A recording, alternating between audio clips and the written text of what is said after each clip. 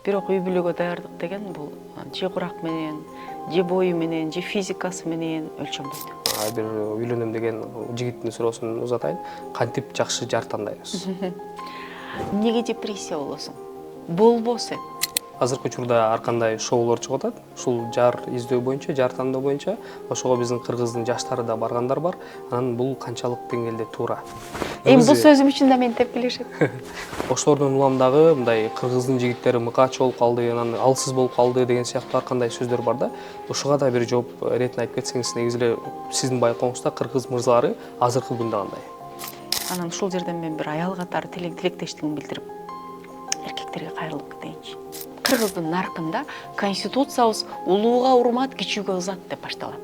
Демек, кайнене бизден улуу да, анда урмат көрсөтүш керек. Бирок бул келин кул келди, давай кул деген түшүндүрбөйт, кичүүгө ызат деген да модель бар. Ачуусу таркагандан кийин дагы бир жолу менин апам тууралуу ушундай сүйлөсөң, анда мени башка тептим деп эсепте деп кой да, апаңа айтпа да аны.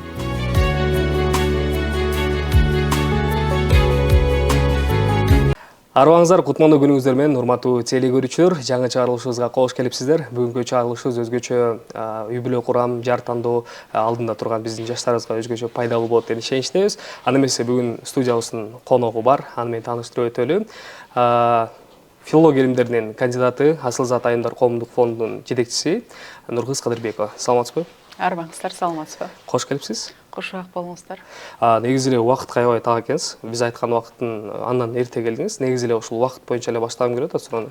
Убакыттын так болуу канчалык маанилүү жашоодо? Эң кымбат нерсе эмне десе, Нуржигит агай дайым лекцияларында айтат го. Кимдир бирөө алтын дейт, кимдир бирөө балким сүйүү дейт, бирок бул убакыт депчи. Чындап эле ошондой. Баарын токтотуп, баарын аракет кылса болот, бирок убакыт эмес. Ошондуктан тайм-менеджмент, делегирование жана убакытты сактоо боюнча мен аябай аракет кылып келем. Көп айтышат.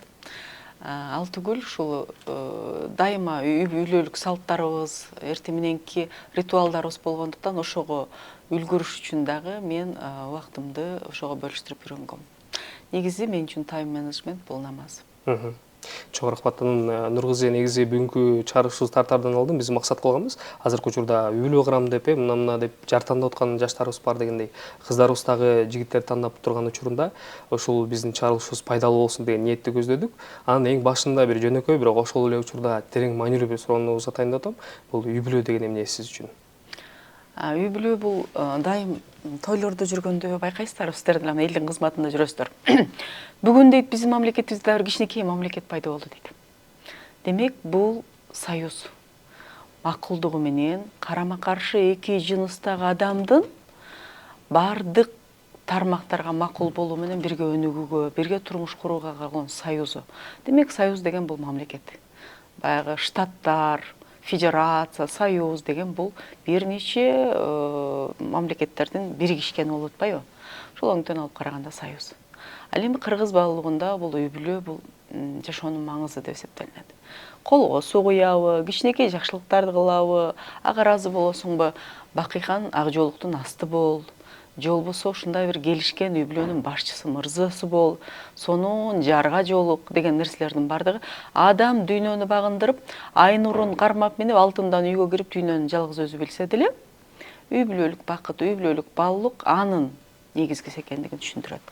Ал эми динде бул адам катары жашоонун эң негизги жоопкерчилиги катары неке берилет. Ошондуктан динибизге салабызбы, салтыбызга, биз светтик мыйзам урматтаган өлкөбүз, ага салабызбы, үй бүлө абдан баалуу, жашоонун маңызы, жоопкерчиликтүү жана коомдун негизги көйгөйү, чордону жоопкерчилиги болгон нерсе болуш керек.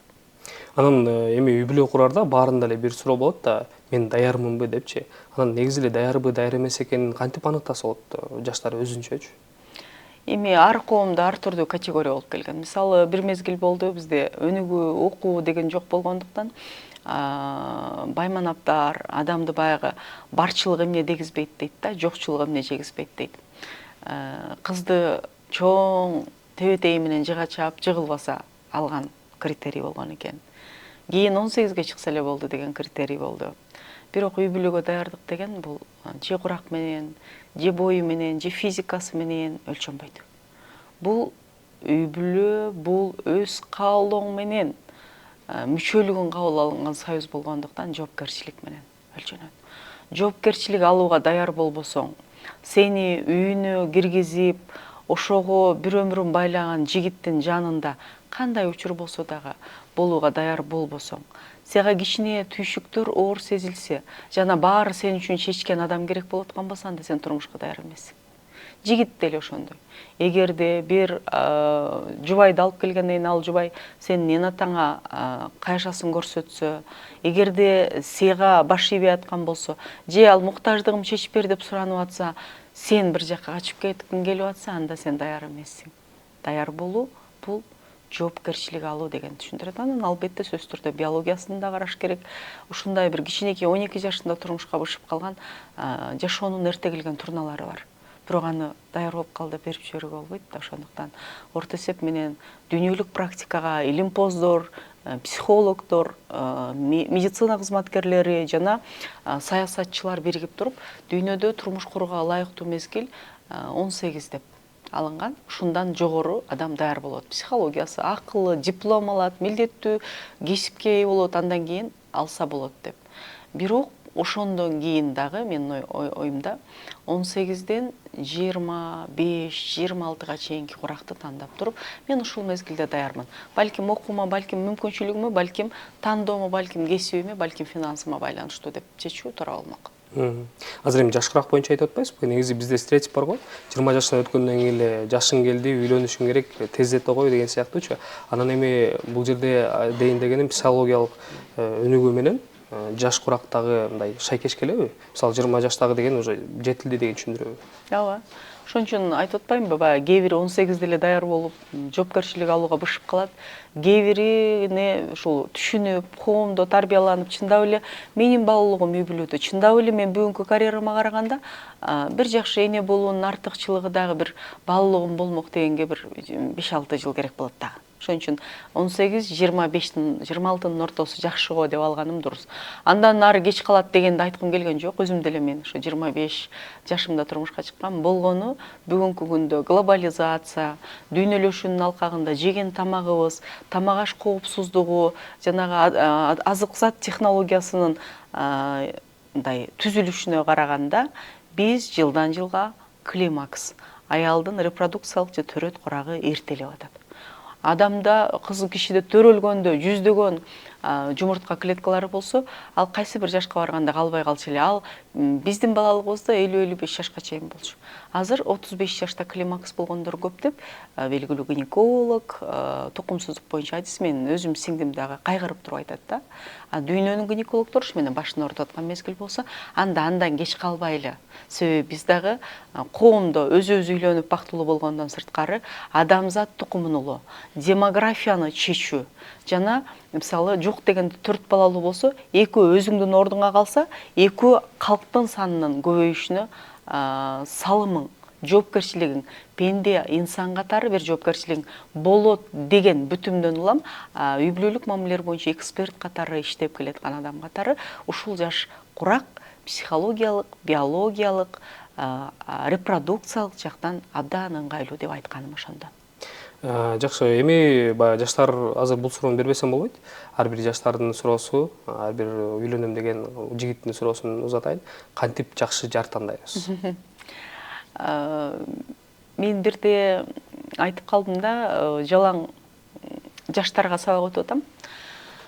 Коомдогу адептүүлүк, урмат боюнча. Ошол жерден кыздарды урматташ керек, кыздан эненин культун көргүлө десем, жеке азыр нормальный кыз жок деди да бирөө. Анан келгиле, сизге кандай нормальный кыз керек эле? Кел тандайлы десек, анан акылдуу, ыймандуу, сулуу да болуш керек экен ал.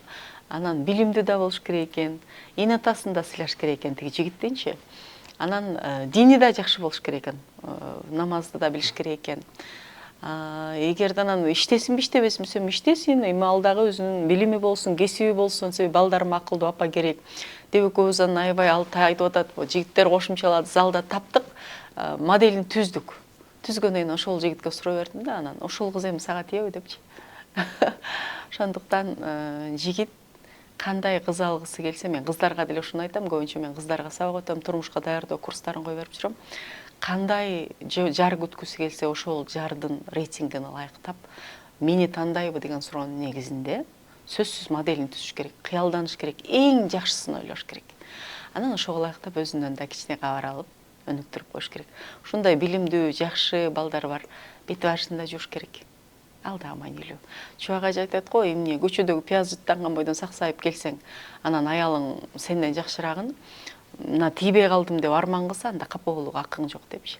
Анын сыңарындай жигит эң жакшысын кыялдансын жана ошого ылайыктуу болууга аракет кылсын.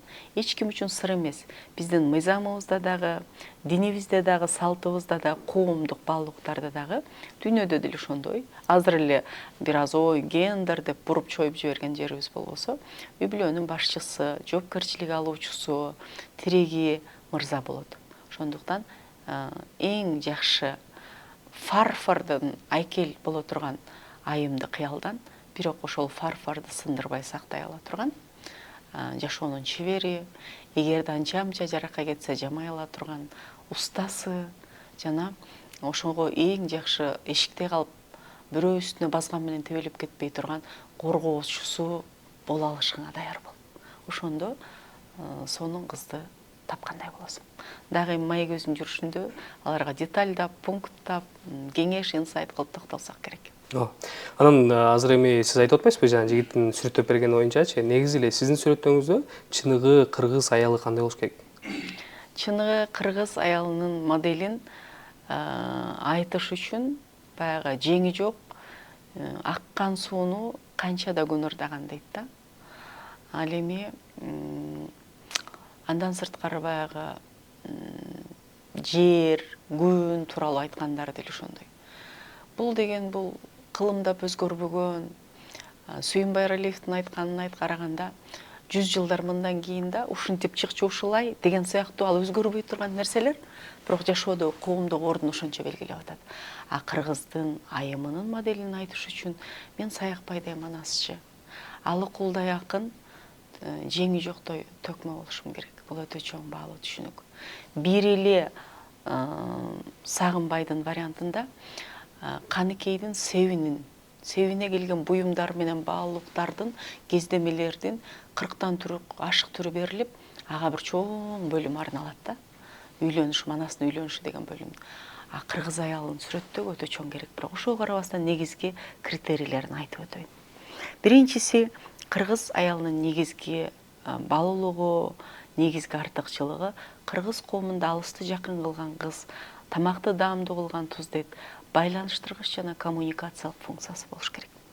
Экинчиси, кыргыз аял эмне дей турган болсо, ал баарыдан мурда адамзат тукумун улай турган жана кыргызга баатырларды төрөп, падышаларды тарбиялай турган эне боло ала турган, ден соолугу, ошого ылайык өзүнүн менталдык акылы, менталдык ден соолугу жол бергендей даярдыктар эмети болуш керек. Демек, эне болуу даярдыгы болуш керек. А үчүнчүсү, кыргыз коомунда ата журт, тага журт, кайын журт дегендин ичинен ата журтка өзгөчө орун берилет бала үчүн. Сен бала үчүн ушундай бир тирек боло турган болсоң, анда кайын журтка татыктуу келин боло ала турган билим, жоопкерчилик, сабыр, илим, көндүмдөрдү ала алышың керек. Анткени үй бүлөлүк баалуулук ошол жерде турат. Анан албетте кыргыз коомунда эч качан кыз үйдө турсун, баспай койсун, анан чыкпай койсун, үй шыпырсын деген нерсе болгон эмес. Өзүнүн баалуулуктары менен коомго кандай ордун таба ала турган керек болсо, башкаруу системасында, балким билим берүү, балким тейлөө системасында орду бар, илим, билим, кесипкө үйлүүлүгү болуш керек. Жеке капчыгы болсо эчтеке болбойт. Бул боюнча Чубак ажы алымыбызда айтат. Аялдын сени менен жатканын эле кожоюн болосуң. Анын өзүнүн тапкан каражаты өзүнүкү деп атат. Демек, көрдүңүзбү? Динибиз аркылуу деле кыргыз коомунда аял иштеген, өзүнүн ордун тапкан, бирок ал үй бүлөлүк баалуулуктар менен коммуникациялык, аялдык назиктигин, энергиясын жабыркатпаган сферада, чөйрөдө болсун деп атат. Мен болжолдуу ушуну көрөм. Бүгүн кыргыз коомун, дүйнө коомун, дүйнө бийиктигин багындырган кыргыз коомунун аялдарынан мен ушуларды көрөм.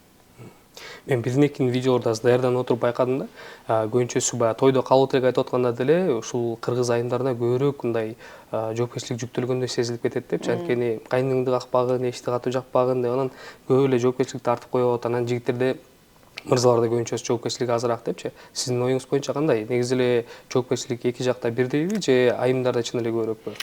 Үй бүлөдө көбүрөөк айымдарга жоопкерчилик берилип калгандай деген жөндөн жөн чыкпайт. Себеби кыргызда шамал болбосо чөптүн башы кайдан кыймылдамак деген сөз бар да. Чынында эле бул биринчиси менин кызым мыкты, коомду өзгөрткөн, адамзатка пайдасы тийип, кыргызга патриот болгон перзенттердин апасы болсо, кыйын күндө бир жакшы баатырдын жары болсо, ошонун бир түйшүк түмөнүн кошо көтөрүлүп, анан ошол аркылуу бир жеңе келин болуп барып эне статусуна жеткен айым болсо деген сан аркоосунан улам бизде кызга 40 үйдөн тыюу бар да. Кызга 40 үйдөн тыюу бул аны корголоо, анын кол жеткичтигин сактоо, ага көрүнгөн нерсе болбой тургандыгын, мырза кирчимел коргоочу, сырткы тон болгондуктан ага анча нерсе кечиримдүү боло тургандыгынан улам келип чыккан нерселерди биз биротоло кызга тыюу, басым, жоопкерчилик анан жүк кылып ала алганбыз. Тойдо деле мен байкайм. Өзүм мен сүйлөшүү маданияты боюнча, эл алдына чыгуу жана оратордук боюнча 20 жылдык тажрыйбасы бар тренермин. Мен окутам. Мен башымды бийик көтөрүп эле айта алам. Азыркы мен таанымал журналист, мен жетекчимин, мен аким, мен саясатта жүрөм дегенин 80-90% окуттум мен. Атайын отуруп алып болсам бир жолу окуттум, 1 саатка кирип алып окуттум. Ошол өңүттөн алып караганда каалоо айтуу адебинде мен дайыма айтам да, той ээлерине буйрук берген каалоо жеткен адепсиздик. Эстүү бол деген сыяктуу. Сен биз келгенде баарын сыйлап тур. Кечирип эле кой. Сыйлап турган келин болоруңа ишенем. Сенин бүгүнкү акылыңа карап колуңан келет деп мындай дем берүүчү, күтүүчү, жоопкерчилик жаратуучу, кереги айтып, келинге таасир этүүчү дараметиң болсо айт. Болбосо андай айтпайлы кой. Эми аялдын үйдөгү жоопкерчилиги көп болуп калды деген нерсе эмне менен түшүндүрүлөт десе, биринчи аялдын төрө, бала төрө функциясынан улам берилген.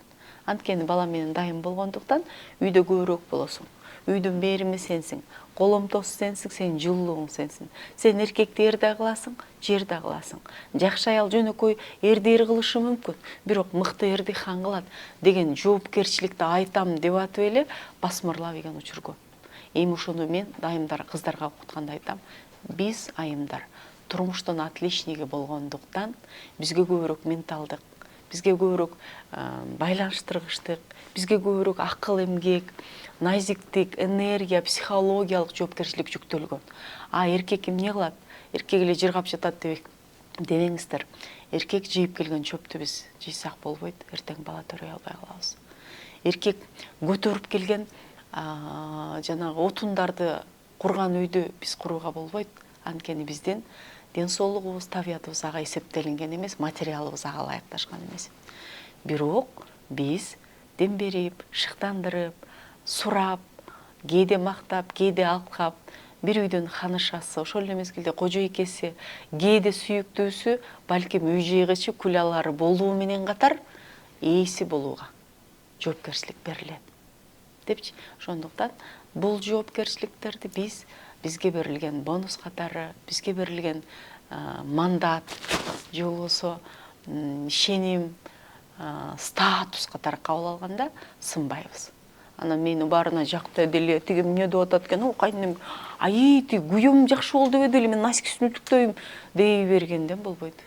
Ар бир аял ошол өзүнүн менталдык, акыл менен башкарыла турган, энергиясы менен психологиялык байланыштыргыч функциясын аткарсын, бирок аялдык табият аксабасын, жеке чегарасы бузулбасын. Мен арнайын 7 күндүн 6 күнүн үй бүлөмө, балдарыма, жолдошума, кайын журтума бир күнү Нуркыздын кайра 6 күн эне болууга, жар болууга, байланыштырууга, мыкты кыз, сонун келин, мындай ажылдабаган абысын болгонго багытталыш керек да. Ал эс алсын, ал массажга барсын, ал өзүн сулууласын, ал ден соолугун бекемдесин, ал аялдык энергиясын толуктасын. Негизи эле аялдар менен үй бүлөдө аял менен эркектин ролун жакшы айтып кеттиңиз да. Анан азыр эми көбүнчөсү баягы эркин өлкөдө жашайбыз, интернеттагы эркин баары каалагандай колдонобуз. Анан учурда баягы үй бүлөдөгү тең укуктуулук деп ар түрдүү темаларда көтөрүлүп атат. Аял менен эркек тең укуктуу болуш керек дегендер бар. А кээ бирлери болсо аял деген мындай күйөөсүнө итаат кылып бир аз бир кадам артта туруш керек деген ойлор бар да. Негизи эле кыргыздын үй бүлөсүндө аял менен эркек кандай болуш керек? Бардык трагедия, бардык көйгөй, мына дүйнөдөгү бүтпөгөн согуштар, чоң державалар бири-бирин талкалап койду азыр. Ошонун баары тирешүүдөн башталат. Адамзат жер үстүндөгү, мен дайыма айтам, кайталагандан тажабайм.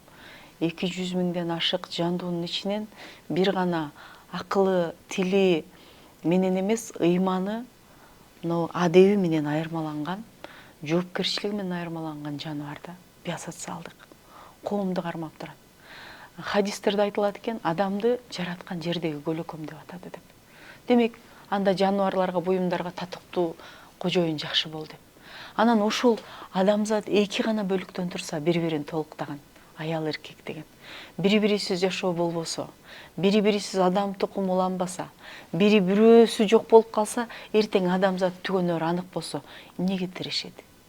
Бири-бирин толукташ керек. Ооба, биз адам укугун урматтаган, светтик, унитардык, конституциялык өзүбүздүн эгемендүүлүгүбүз бар, дүйнөлүк конвенцияларга кол койгон, макул келген, кабыл алган өлкөбүз. Ошол жерде аял менен эркектин укугу коомдо, үй бүлөдө бирге деп аталат. Экөө тең бирдей иштесин, бирдей илим алсын, экөө тең башкара берсин, депутат болсун, ишкерлик кылса болот, экөө тең мүлк ээси болсун деген нерселер бар. Бирок адамдын, эркектин, аялдын эч качан бири-бирин алмаштыра албай турган табияты бар. Бул биздин мүмкүнчүлүктөрдү аныктайт. Укугубуз тең, бирок мүмкүнчүлүктөр ар түрдүү. Мына ушул жерден мүмкүнчүлүктөрдү мен болбой калдым, кайгырып атам. Ооба, эркек кыйналып төрөгөн жок, биз төрөп атабыз. Бирок эркек кыйналып багыш керек бизде ошо мезгилде. 40 күн аял чыйыр алып атканда эркек алып келсин. Алымдарыбыз айткандай, ажаткана казабы, аялын тойгосун. Анткени ал мүмкүнчүлүгү чектелип үйдө отуруп атат. А биз муну трагедия катары көтөрөбүз. Депрессия болуп көрөт. Мына соц тармакта өзүңүз деле активдүү экенсиз, көрсөңүз керек. Мен айтып атпаймынбы, төрөттөн кийинки депрессия боюнча сурагандан депрессия жок деген жокмун мен. Ал жерде ондой сөз жок. Эмнеге депрессия болосуң? Болбо сен. Эмнеге депрессия болосуң? Кудай сага бала берип атса, сени бирөө багып атат. Адамдар бала деп зардап атат деген интервьюнун ичиндеги контексттен бир видеону жулуп алып коюшкан экен. Эми ал жерде комментарийди окусаң, сен депрессияга түшөсүң да. Ошондуктан жашоону кайсыл жактан кабыл алсаң, ошол сага. Азыр эми батышта подсознание, Луиза Хей подсознание деп атпайлыбы? Бул кыргызда ниет деген илгери эле болгон. Кантип кабыл алсаң, ошондой. Ошондуктан мен тирешем, мен тең болом эмес. Мен үйдө отуруп калганын артыкчылыгын мен корголом. Мен декретке чыгам, эркек чыкпайт, анткени эркек баланы көкүрөгү менен тойгозо албайт. Мен кылган камкордукту эркек бере албайт. Кандай сонун менин артыкчылыгым деп кабыл албасак, анда бири-бирибиз менен атышып эле, жемелешип эле, кубалашып эле жүрүш керек. Ой, эмнеге мен кайненеге баш ийип тамагын бышырып беришим керек дейбиз. Кайнене, эмнеге анда мен чоңойтуп койгон уулумун күнүн ал көрүш керек? Уулум мен чоңойткан уулум мен баксын, келиним атасы баксын деген жок го. Келгиле мындай мунасаны кабыл алыш керек. Мисалы, кайнене кыйналып алган бир мезгилде бир кичинекей үй алып койгондур. Анан ал үйдө үйлөндүң да күйөөң экөөң чоңойтуп жашап атасың. Анан бир күнү келип кайненең келип, могу сиңдим же болбосо могу бөлөмдүн эмесилер менен жашарсыңсы, мен киргизбейм деп айтканга акың бар да сен. Ал киши айткан жок, дай бир мезгилде ушул үйдү мен алып койдум эле, кандай сен киргизбейсиң деген жок. Сенин баалуулуктарың кабыл алып атат. Ошол сыяктуу келгиле, ушул позициядан туруп эле тетигинин баарын душман дей бербей, менин укуктарым менен катар милдеттерим кандай эле, жоопкерчилигим кантип аркалап атам, табиятым кандай, мен үчүн кимдер курбандыкка барып атат деген суроону бергенде, аял мен төөлөнүп калдым, анан тең укук болуп калдым, мен басынып калдым дебейт. Биздин үйдө акыркы чечим дагы, толук кандуу башкаруу дагы, финансылык жоопкерчилик дагы, финансыны кармоо дагы менин жолдошума берилген. Мен кубанам. Мен ал башым ооруткан нерселерден бошогом. Мен сунушумду берем, чечимди жолдошум кабыл алат. Кандай жакшы. Мисалы, шеф-поварга караганда жөн ашпозчунун жоопкерчилиги азыраак. Жыргал. Анткени тамак жаман болуп калса сен өзүң урушуң мүмкүн, бирок ресторанда жабыркай турган, айлы кыркыла турган, тепкич жей турган, баланча шеф-повар деги аты жаман боло турган ошол. Ошондуктан бул бошотулган нерселерди мен жетпей калдым дебеш керек. Мисалы, сөзсүз түрдө мамлекетте ички иштер министрлиги, коопсуздук кызматынын башчысы эркек болот. Эми мен анан муфтий дагы. Эми кантип биз болом деп айтабыз. Биз күнү түнү ошол жерде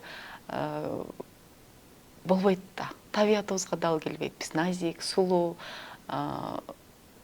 аялдык энергия деген бул жашоону жашылдантат да.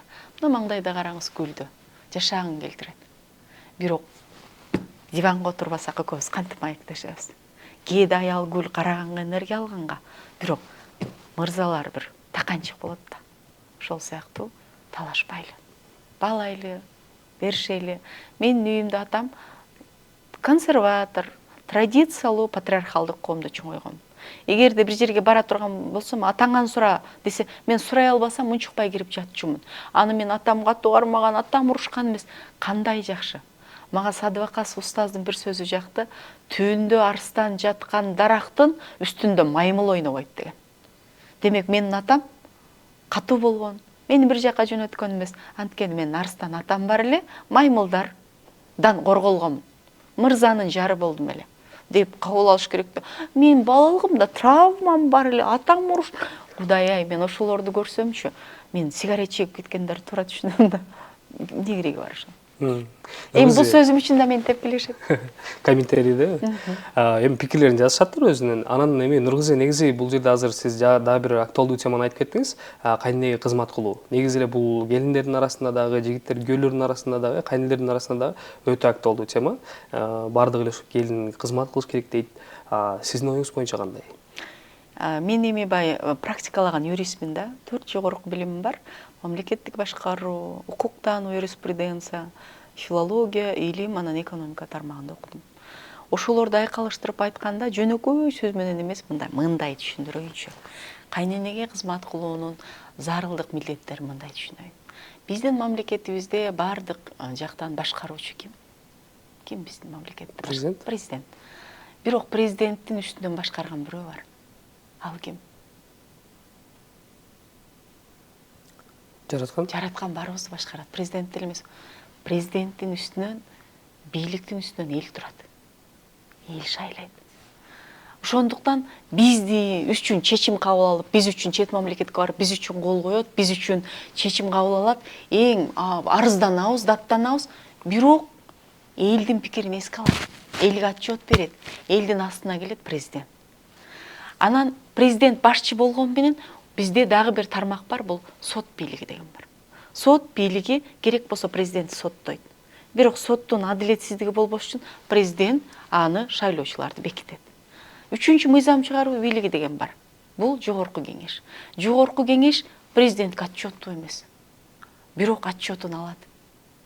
Бирок жогорку кеңеш болбой кетип атса, аны президент таркатып ийге акысы бар. Бирок ошол эле мезгилде президентти импичмент, ишенбестик көргөзүп кетирип жиберүүчү дагы элдин өкүлү катары жогорку кеңеш болот. Эми ушул өңүттөн, ушул моделден алып караганда кайненеге кызмат кылуу кандай экенин түшүндүрөйүн. Мисалы, Кыргыздын наркында конституциябыз улууга урмат, кичүүгө ызат деп башталат. Эми биз конституцияга баш ийебиз да. Мыйзамдардын үстүнөн баш мыйзам турат. Демек, кайнене бизден улуу да. Анда урмат көрсөтүш керек. Бирок бул келин кул келди, давай кул деген түшүндүрбөйт, кичүүгө ызат деген да модель бар. Анан динибизде кандай делет? Күйөөнүн ыраазычылыгы жок, аялга бейиш жок делет. Мейли, бул дүйнөдө эгерде күйөөсүнүн наразычылыгын алган аялга 40 күн периштелер жолобойт дейт. Демек, касиетсиз, сыпатсыз боло баштайсың.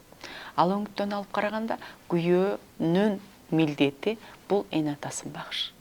аны багуу, ага кызмат кылуу, анын чайын бышыруу, ал жонуна көңдү милдет. Сенин милдетиң болбой атат. Ошол жерине чейин эле окуп алат дагы, анан биздин медреседеги кыздар менин милдетим болбойт дейт. Бирок күйөөң сага ыраазы болуш үчүн анын эне атасы менен таттуу мамиледе болуп, ардан мурда биздин бала чакабыз жана өзүбүздүн статусубуз үчүн жакшы. Экинчиси, күйөөнүн ыраазычылыгын алуу менен биз гармонияда жашайбыз, экинчи аял болот, үчүнчү аял алып атат деп таарынбайбыз. Анткени анын муктаждыктары, эне атасынын астындагы милдеттер, ал бизди багам деп жүргөндө чечилген, сен жардам берип коюп атасың. А үчүнчүсү, сен дагы кайнене болосуң келечекте. Ошондо сен чоңойткон баланы тандап алган жары бул менин экинчи апам да деп урматтап койгону дурус. Мына ушул өңүттөн алып караганда, мен кайненеме жардам берсем, белек берсем, анын айткандарын уксам, анча-мынча урушканына унчукпай баш ийип койсом, жана мындай чайын коюп берип койсом, мага эле жакшы. Бул мага жакшы экенин түшүнүш керек. Бирок бул жерде аябай чоң алымдарыбыздагы, коом да көтөргөн нерсе бар. Кыла берет экен бул. Келин чарчабайт экен. Келинге Duracell батарейкасын салып койгондой иштейт экен. Эчтеке болбойт, келин кайта кой, манты туя коет деп алуу, анын жеке баалуулуктарын талкалоо менен катар болочокто урпагыңа карата кыянатчылык.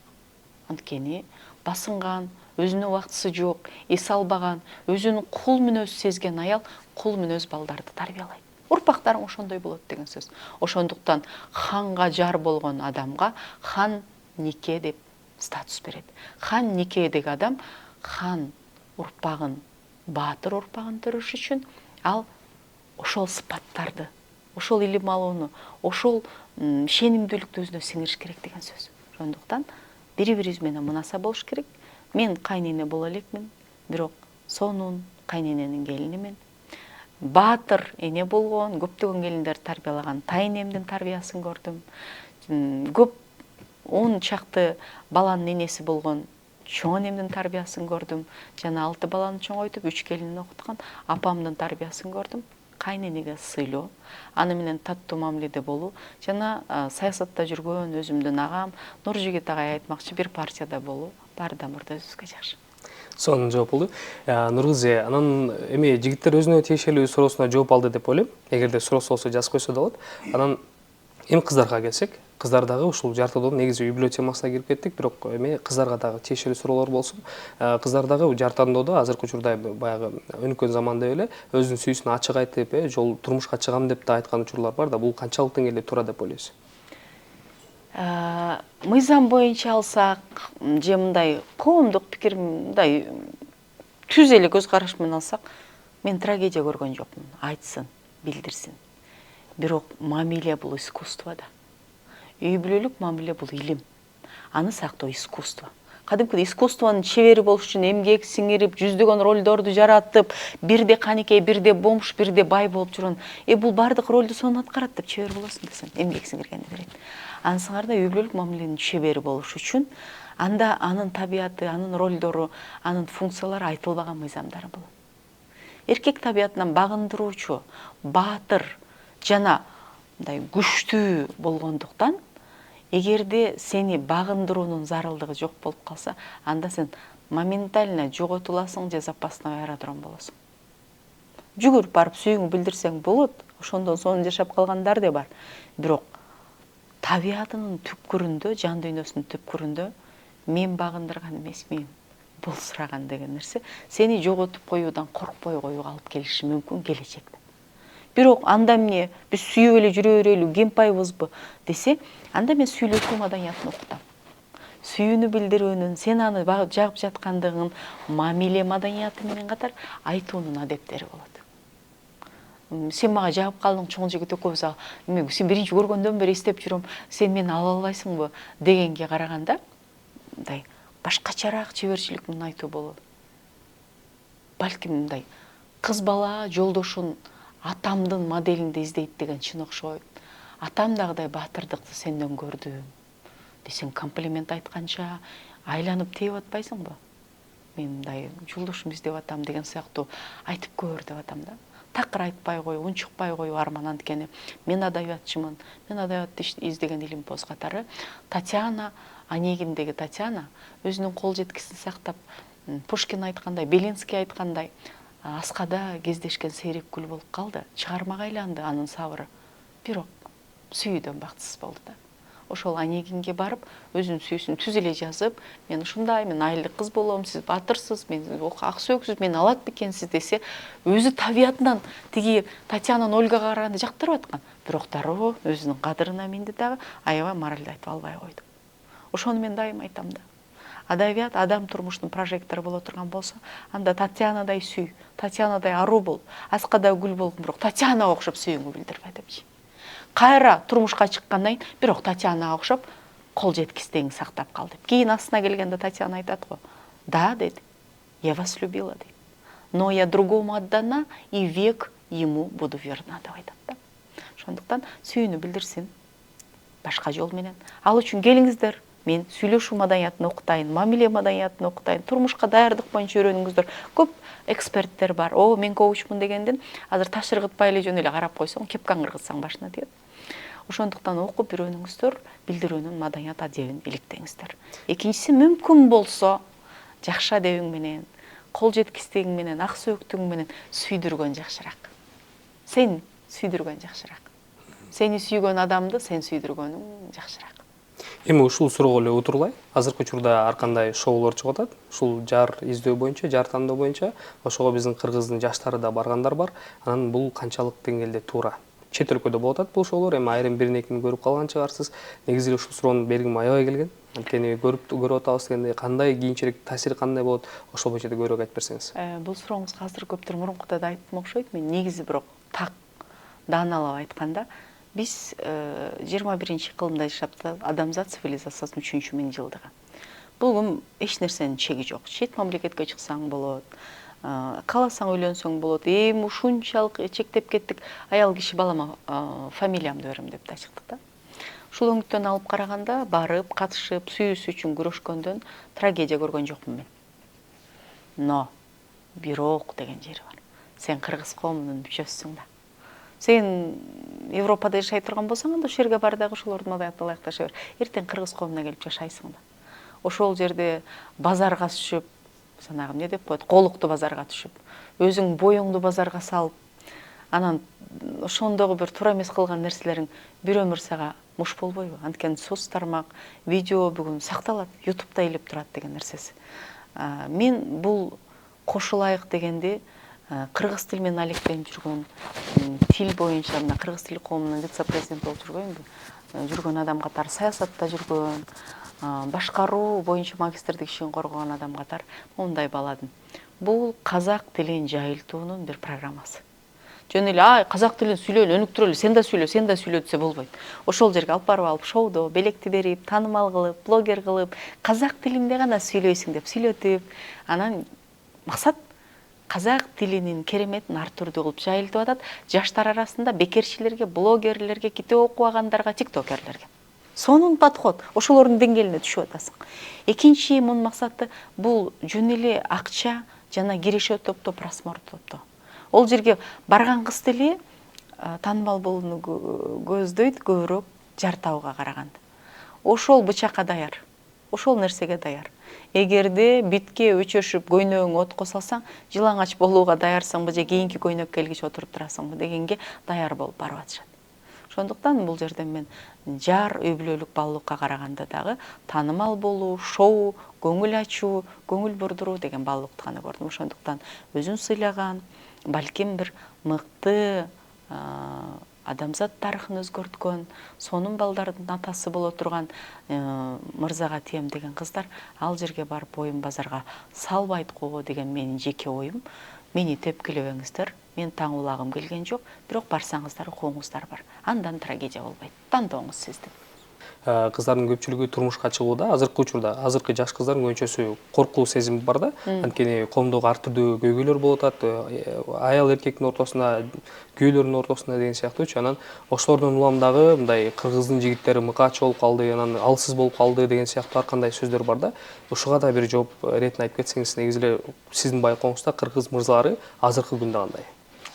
Кыргыз мырзалары аябай сонун. Кыргыз мырзалары жалгыз барып, машыктыруучусу жок барып, тарых жасап, олимпиададан медаль алып келип атат. Бүгүнкү баатыр Мунарбек. Кыргыз мырзалары барып, кыз жандап, дөөрөп, аш жеп отура турган мезгилде залда отуруп, өзүнүн максатын так көрө алып, дүйнөдө бир күрөш боюнча чоң өзүнүн мектебин жаратты. Ак жол жоламандар. Кыргыз мырзасынын модели ким? Бул бутуна футболдо тиги сороконожка, кроссовка жана бутсысы тийип кетсе кучактап алып, ой, мага сары карточка берип кой деген футболисттерди да урматтайм. Бирок аты менен барып тайгазанга түшүп кетип, үстүнөн ат минип кетсе, тура калып атын минип, кайра улакты көтөрүп кетип аткан Манас Ниязов.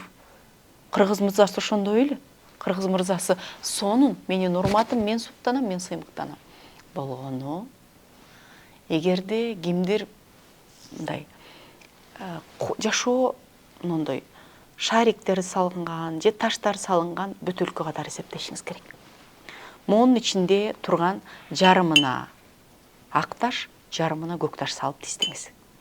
Бирок ак таштан бирөкөөнү алып баштасаңыз, ала баштасаңыз, анын ордуна кара таштар туруп калат, тең болбой калат.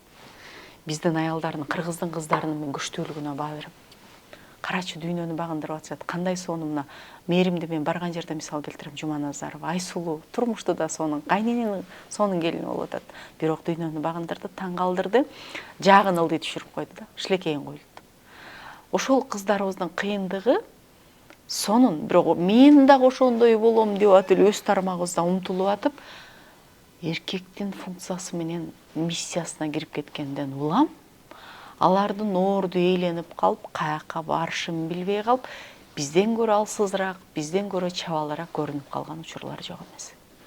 Эгерде биздин эркектер чабал, биздин эркектер алсыз болуп атса, анда аял жерде эркек менен катар аялдын жоопкерчилиги бар. Анткени аны эне тарбиялаган. Сен күчтүүсүң, сен жоопкерчилик ал балам дебестен, ким мен уруп коем деп болушуп атсак, же болбосо балам отура бер, сен үчүн мына мен иштеп келип акча берем деп атсак, анда биздин да салымыбыз бар.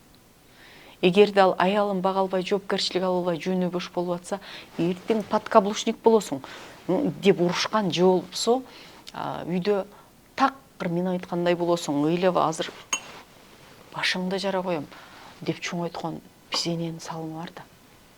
Биздин салымыбыз болуп атпайбы? Ошондуктан бүгүнкү эркек жөнү бош болуп атса, биз аялдар да кыймылдап коелу, силкинип коелу, аяк биягыбызды карап коелу бир. Анан кыздар коркпош керек. Мен подсознание, ниет дегенде айттым. Кандай жигит болууну кыялдансаң, ошондой, кандай жар болууну, кандай турмуш күтүүнү кыялдансаң, ошондой турмуш сени күтүп турат. Ошондуктан эң жакшысы мен болом, Ханыша болом. Биз түшүнүшөбүз, мени күткөн мырза бар. Мен кандай жигитке жар болгум келсе, ошондой кыялданып барышым керек, жакшы үмүт менен. Ниеттерди Кудай берет. Анткени кудуреттүү Аллахым, Кудай жараткан, кандай деп атайбыз билбейм. Ниетибизди билүүчү, жаны берүүчү. Ошондуктан коркпоңуздар кыздар. Кыргыздын сонун жигиттери бар. Болгону өзүңүздү өнүктүрүңүз. Эң сонун жигитти кыялданыңыз, жана ошол меники болот деп ошого карап түздөнүңүз. Бар. Эгерде үй бүлөдө мырза, жигит устун болуш керек болсо, мен дайым айтам да, устун болсун. Бирок устун болуп өспөйт да. Устун болуш үчүн биринчи чырпык эгилет, көчөт болот, анан аны чоңойот.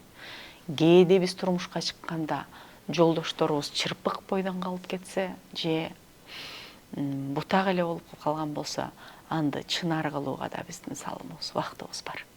Эми да бир орчундуу көйгөйлүү тема, бул ажырашуу темасы. Акыркы учурда баарыбыз эле байкагандай, эми бул статистикалык маалыматтарга чындап таянып айта албайбыз, бирок ошентсе дагы көпчүлүгүбүз байкагандай болуп атабыз. Ажырашуулардын саны аябай көп болгондой сезилип атат да.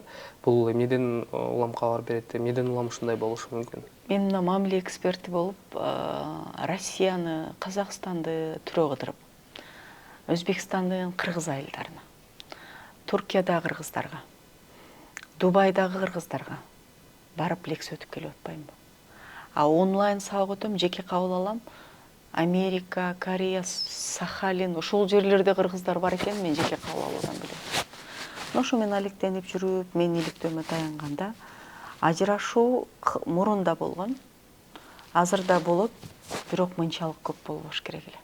Бул боюнча белгилүү саясатчы Чекебаев да өзүнүн бир статистикасын жарыялабадыбы?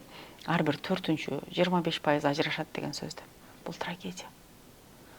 Биз үй бүлө курууга жоопкерчилик алган соң кээде курбандыкка барып, кээде чеберчилик кылып, кээде мамиле маданиятын окуп, кээде бир кадам аркага барып сактаганга аракет кылууга 100% милдеттүүбүз.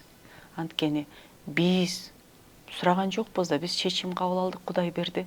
Төрөлгөн балдардын тагдырына биз чечим кабыл алдык. Аларды өксүтүүгө, алардын бирөөбүз энеси, бирөөбүз атасы жок өскөрүүгө, эркек алып апаңы көрсөтпөйм дегенге, аял ажырашып кетип атаңы көрсөтпөйм дегенге акыбыз жок. Бизге бала Кудай таала берген аманат, ал биздин хозяин эмеспиз.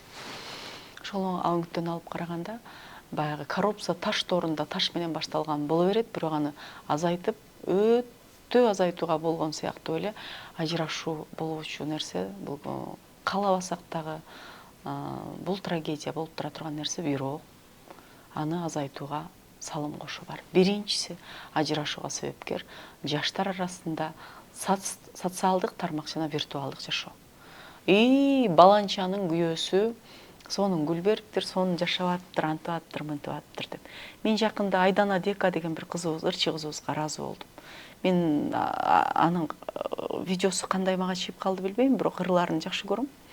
Ошол жерде айтты да, биз абаз экөөбүз аябай урушуп, болду ырдабайбыз деп катуу урушуп ажырашчу деңгээлге жеткенде биздин ырыскыбыз качып, бизге буйрутмалар аз түшкөнүн билип, анан кой бул жоопкерчилик деп үй бүлөнү сактоого үйрөндүк деп. Кээде жылдыздар айткыла да. Айткыла, алар киносу, жашоосу бул реклама, блог үчүн экендигин жана андай эмес экендигин айт. Алар биздей эле жашайт, баардыгын эле казан аяк кагышат, ошол кырдаалдан чыгыш керек. Анжелика дагы жакында бир жакшы интервьюсунда көрүп калдым, сиңдим. Эми баягы кызматташып көрүшүп калабыз. Менин жаңылыштыгым деди, мен өзүм таап, өзүм күйүп эле күйөөм подарить этти бриллиант дей бериптир мен. Анан кийин ажырашканда карачы, тим эле сонун жашоосун Анжелика бузду деп тепкиге алдым деп атпайбы? Андай кылбайлы да. Анда урушканын айталы. Мен деле жакында бир жерде сүйлөшүп атып, лекция өтүп атып, күйөөм мени тосуп алам деп тоспой калып, түнү өзүм жалгыз келген айтып бердим беле, аны кыздар кыркып видеого койгон экен. Эжеке, сизди тосуп албаса, анда мен күйөөмө капа болбой эле коюшум керек деген комментарий бир жүздөй болду да. Ошондуктан бирөөнүн турмушуна карап түздөнбөйлү. Бирөөнүн, орустарда бар, темный лес деп коет. Чытырманды кой, биз билбейбиз ичинде эмне болуп атканын. Курт кумурскасы бар, өрттөнүп атабы. Биз сыртындагы эле дөпүйгөн жапжашыл көлөкө сукмуш болуш керек деп тикенегин карабайбыз. Бул биринчи себеп. Ажырашууга экинчи себеп бул аялдардын өз алдынча күчтүү болуп кеткендигибиз. Биз жалгыз жашоодон коркпойбуз азыр. Биз жашап кете алабыз. Айтат, мен билем дейт, мен балдарымды багып кете алам дейт. Болгону балдарым ата керек деп күйөөм менен жашап атам дейт да. Бул экинчи себеп. Үчүнчү себеп чындап эле жигиттерибизди бүгүн анча-мынча жүүнү бош кылып эсек, жоопкерчилик албай койсок, илгери Кыргыздын коомунда альфонс деген болгон эмес. Болгон эмес. Альфонс бул ушу Европанын жасалма маданиятынан бизге келген дагы, анан бул деген эмне, аялдын эсебинен жашаган жылма эркек. Бүгүн бизде ошондойлор пайда болуп калды. Мына ошолор да ажырашууну салым кошуп атат. Москвада бир аябай ишкер сонун кызга, сонун жигит, мен сага күйөөм жөнү бош болчу дейт, анан ажырашып калдым дейт. Өзүм жашап бутума туруп, чоң ишкерге айлангандан бир жигит келип, сага жардам керек, сен кыжалат болуп анча-мынча уктагын, сенин ордуңа мен төлөп келем, жыргап күйөө деген ушундай турбайбы десем, ушунча карыз өттү, мен ушунча картаман төлөдүм акчаны деп разводко берип менден 7 миллион сурады дейт. Эмне деген акмакчылык мырза үчүн бул? Бул мырзанын табиятына, мырзанын материалына, мырзанын статусуна туура келбейт.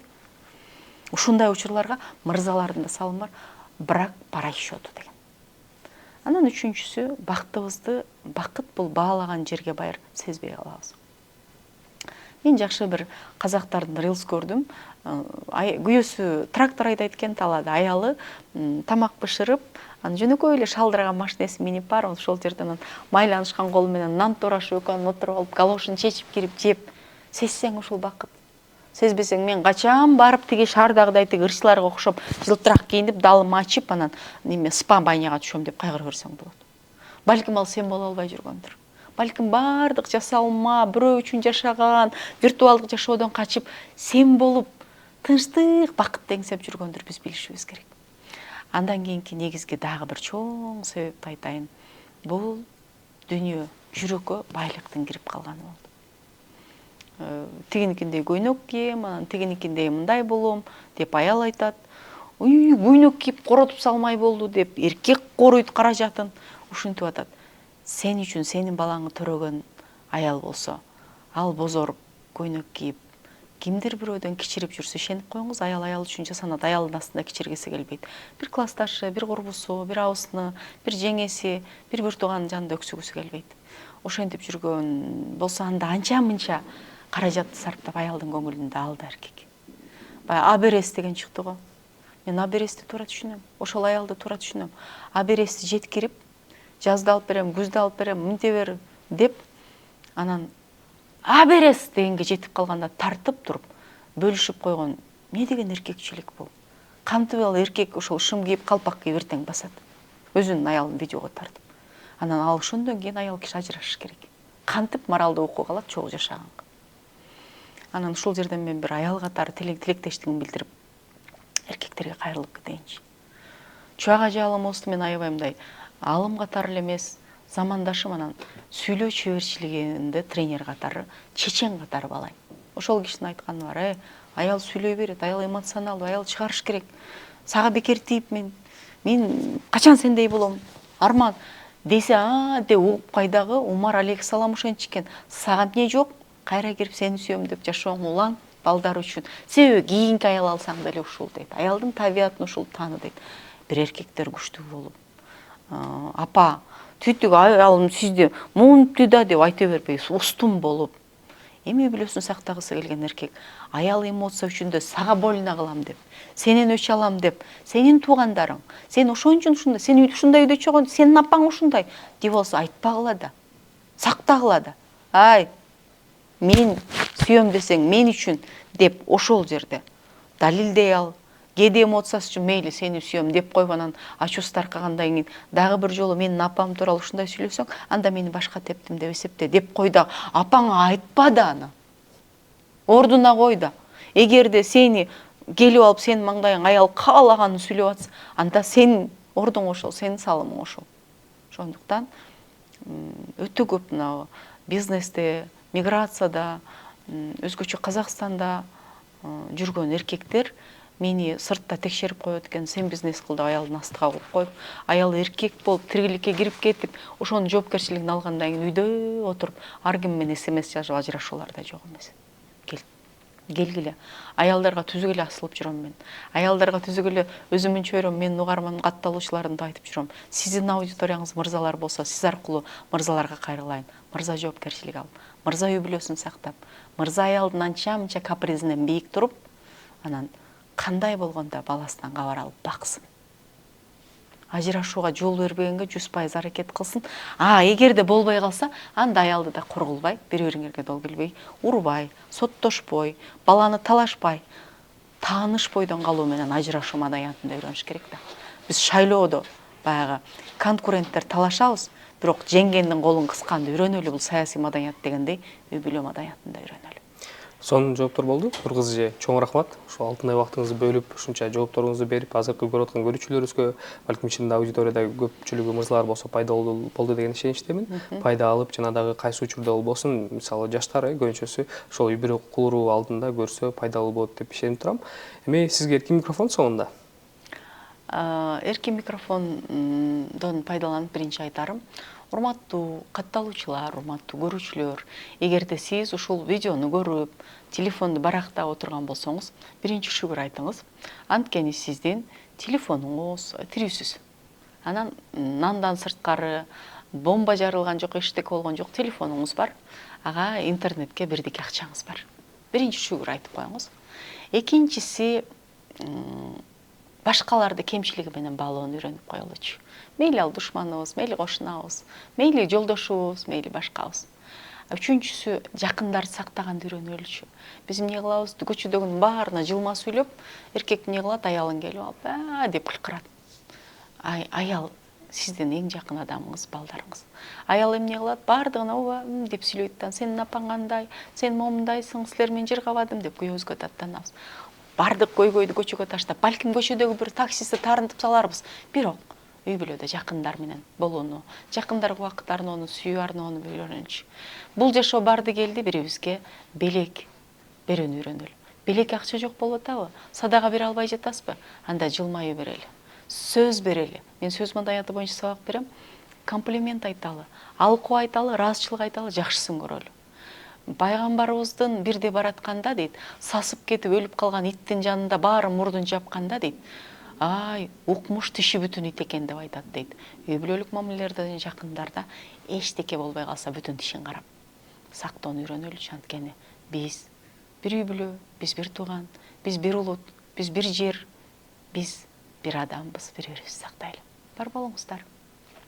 Чоң рахмат. Ишиңизге ийгилик каалайбыз. Урматтуу телекөрүүчүлөр, студиябыздын коногу филология илимдеринин кандидаты жана Асыл Жат айымдар коомдук фондунун жетекчиси Нуркыз Кыдырбекова болду. Кийинки чыгарылыштардан амандашканча сак саламатта туруңуздар. Ак калпактуу ата журттан экенин, алмашылгыздан өскөн жерин, тууганган кызматтын милдети менин, кыргызым менин.